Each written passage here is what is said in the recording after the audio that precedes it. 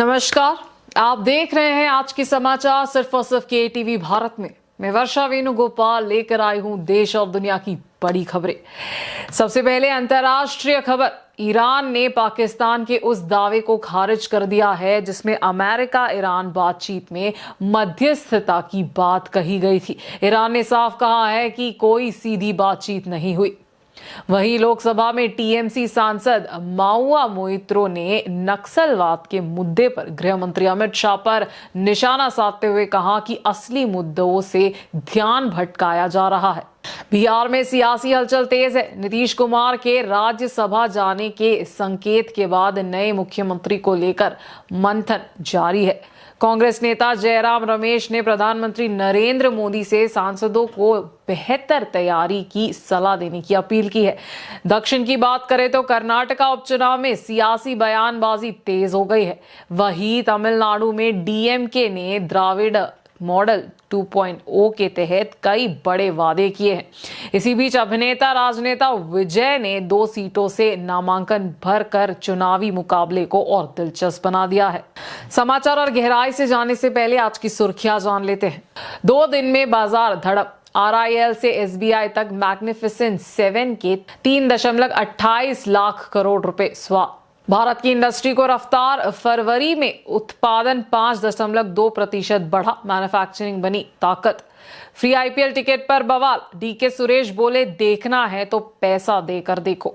गर्मी का कहर, 207 तालुकों में जल संकट का खतरा, कई इलाकों में अभी से हाहाकार। ओलावृष्टि से तबाही, किसानों के नुकसान पर मंत्री संतोष लाड ने दिया मदद का भरोसा।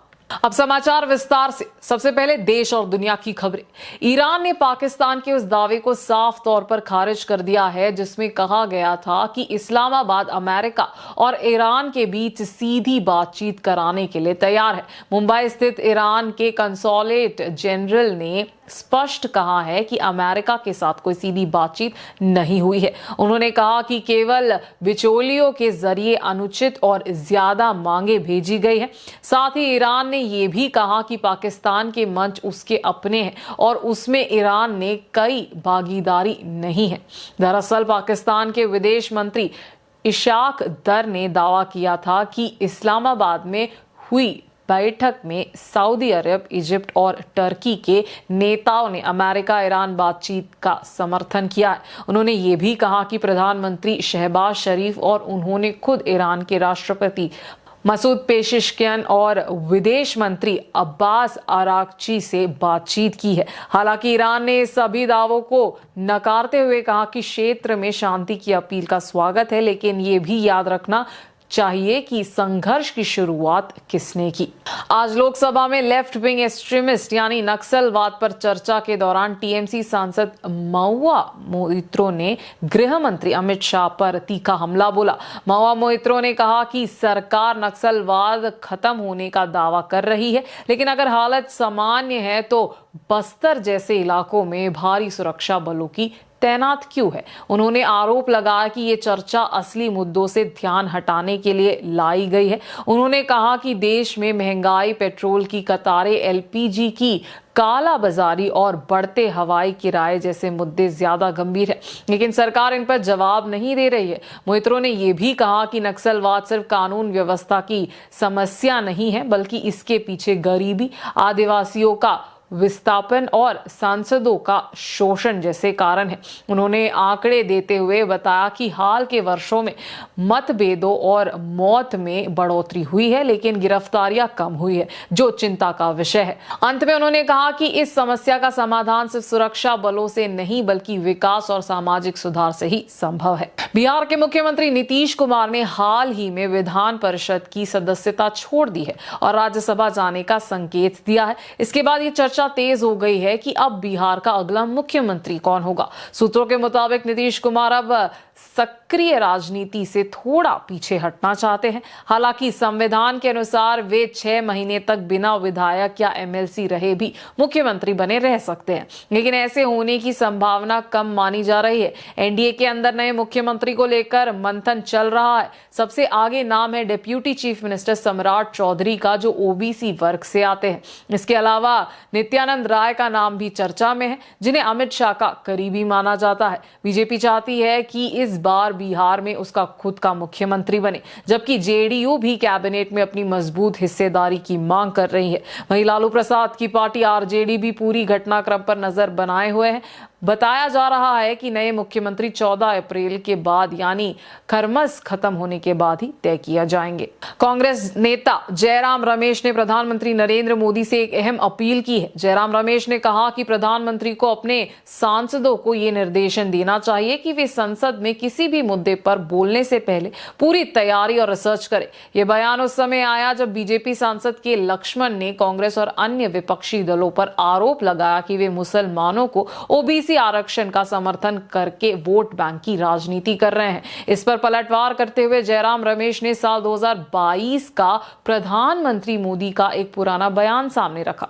उस बयान में मोदी ने खुद कहा था कि गुजरात में मुस्लिम समुदाय के अंदर करीब 70 ओबीसी जातियां हैं जिन्हें आरक्षण का लाभ मिल रहा है। रमेश ने यह भी कहा कि इस तरह के महत्वपूर्ण तथ्यों को नजरअंदाज कर दिया जाता है, जबकि संसद में बहस तथ्यों और जानकारी के आधार पर होनी चाहिए।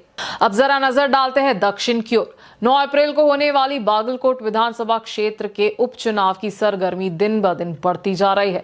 कांग्रेस के नेता चिलचिलाती धूप में भी जोर शोरों से प्रचार कर रहे हैं। अब सीएम सिद्धरामैया भी इस चुनावी मैदान में उतर आए हैं और उम्मीदवार उमेश मेती के लिए प्रचार कर रहे हैं। सीएम सिद्धरामैया, जिन्होंने इस उपचुनाव को अपनी प्रतिष्ठा का प्रश्न बना लिया है, उन्हें सरकार की प्रतिष्ठा के साथ साथ अपने समुदाय के सम्मान की भी रक्षा करनी है। इससे पहले जब उन्होंने बदामी विधानसभा क्षेत्र से चुनाव लड़ा था तो उन्होंने केवल एक बार ही प्रचार किया था। अब ये बात काफी दिलचस्प है कि वे अपने एक करीबी दोस्त के बेटे को चुनाव जिताने के लिए पूरे 5 दिन तक प्रचार करने जा रहे हैं। इसके अलावा बागलकोट में प्रचार के दौरान सिद्धरामैया ने भाषण दिया और लोगों से उमेश मेती को जिताने की अपील की। उमेश उसी जगह से चुनाव लड़ेंगे जहां से पहले एचवाई मेती चुनाव लड़े थे। मुझे पूरा विश्वास है कि उमेश भी विधानसभा में उसी तरह अपनी आवाज उठाएंगे जिस तरह मेती उठाया करते थे। अब विधानसभा के कार्यकाल केवल 2 साल का बचा है। उमेश ने मेती का आशीर्वाद लेकर और उन्हें विधानसभा में भेजकर लोगों से वोट मांगे। राज्य में उपचुनाव पूरे जोर शोर से चल रहे हैं। बागलकोट और देवनागिरी साउथ निर्वाचन क्षेत्र में नेताओं ने अपने अपने उम्मीदवारों के लिए जोरदार प्रचार अभियान शुरू कर दिया है। बीजेपी के प्रदेश अध्यक्ष बीवाई विजेंद्र बागलकोट आए हैं और बीजेपी उम्मीदवार वीरन्ना के लिए वोट मांग रहे हैं। इस दौरान उन्होंने कुछ चौंकाने वाली जानकारी का खुलासा किया है। उन्होंने कांग्रेस कार्यकर्ताओं के बारे में भी एक हैरान करने वाले बयान दिए हैं। कांग्रेस पार्टी के कुछ नेता दावनगिरी साउथ और बागलकोट उपचुनावों में बीजेपी उम्मीदवारों की जीत में गुपचुप तरीके से सहयोग कर रहे हैं। मैं ईमानदारी से बोल रहा हूं, घमंड से नहीं। उन्होंने एक चौंकाने वाला बयान दिया है कि जो कोई भी बीजेपी उम्मीदवारों की जीत के लिए काम करेगा, मैं उसका स्वागत करूंगा। उपचुनाव पहले से ही पूरे जोर शोरों से चल रहा है और दोनों पार्टी प्रचार कर रही हैं। ऐसे समय में बीवाई विजेंद्र का ये बयान राज्य के कांग्रेस नेताओं के लिए एक बड़ा झटका बनकर आया है। इसके अलावा ये दोनों उपचुनाव राज्य की राजनीति की दिशा बदलने की क्षमता रखते हैं।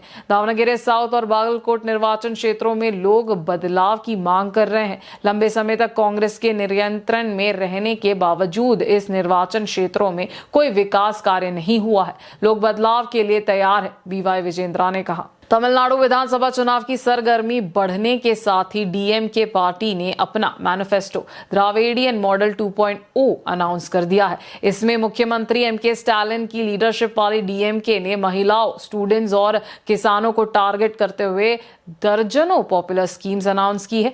खास तौर पर डीएमके के मगिलेर उरुमई स्कीम का फंड डबल करने से लेकर घर के अप्लायंसेस खरीदने के लिए स्पेशल कूपन देने जैसे वादे वोटर्स का ध्यान खींच रहे हैं। मिक्सर, कुकर, वॉशिंग मशीन के बदले हर महिला को 8,000 रुपए और महिलाओं के खातों में 2,000 रुपए प्रति महीने हर किसान के लिए बिना मीटर के मॉडर्न पंप सेट फ्री, सरकारी स्कूल के स्टूडेंट्स के लिए भोजन के साथ नाश्ता, 35 लाख पोस्ट ग्रेजुएट स्टूडेंट्स के लिए फ्री लैपटॉप, 10 लाख नए घरों का निर्माण, 1.5 लाख सरकारी पदों का भरना, 2030 तक आवश्यक भूमि के बिना प्रत्येक पत्र आदि, द्राविड़ और आदिवासी परिवार के लिए आवास भूमि के टाइटल डीड, धान की खरीद मूल्य बढ़ाकर 3,500 रुपए प्रति क्विंटल और गन्ने की खरीदी मूल्य 10,000 रुपए प्रति टन करना, 4,500 इसने वर्षा आधारित फसलों और धान की फसलों के लिए आपात राहत में 25,000 रुपए प्रति हेक्टर,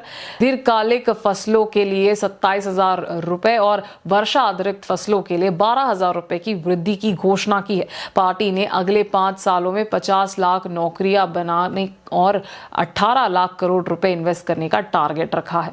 तमिलनाडु विधानसभा चुनाव को लेकर बड़ी खबर सामने आई है। विजय ने राजनीति में अपना बड़ा कदम बढ़ाते हुए 2 सीटों से नामांकन दाखिल किया है। उन्होंने पेराम्बूर और तिरुचि ईस्ट सीट से चुनाव लड़ने का फैसला किया है। राज्य में 23 अप्रैल को एक ही चरण में 234 सीटों पर मतदान होगा, जबकि वोटों की गिनती 4 मई को की जाएगी। नामांकन से एक दिन पहले विजय ने अपनी पार्टी का घोषणा पत्र भी जारी किया।